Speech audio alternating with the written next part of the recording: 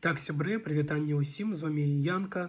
Гэта відэа для тых, хто зажадае прыдбоўваць магнітныя павербанкі, а дакладна MagSafe для вашых айфонаў, тэлефонаў з Валберіса. Вось гэты павербанк у мяне не з Валберіса, гэты з сеткавай крамы электронікі.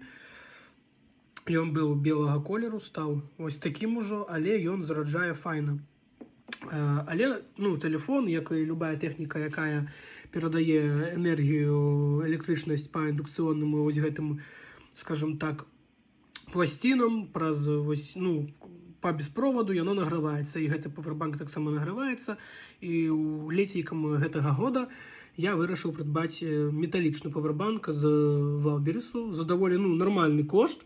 Пісалася, што гэта 10 000, металічны корпус. Да, корпус металічны, 10 000 мА там няма, там хоць бы было 5, а можа і 4. Ён менш награваўся, але вось сёння здарылася такое, што ён зараджаў тэлефон і пачаў проста дыміць з парта USB Type-C.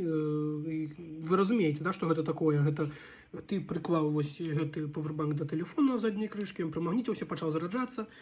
І ў адзін файны момант, добра, што я гэта заўважыў, ён нагрэўся, гэта нармальна для яго, не вельмі, канешне, і пачаў проста дыміць, пускаць дым з парта, і пачаў, мягка скажем так, падсвістваць. І што было мы вырашана утылізаваць, пагэтуль сябры, вось скриншот таго, што я браў на Валберісе, я пакінуў адразу не вельмі файны водгук.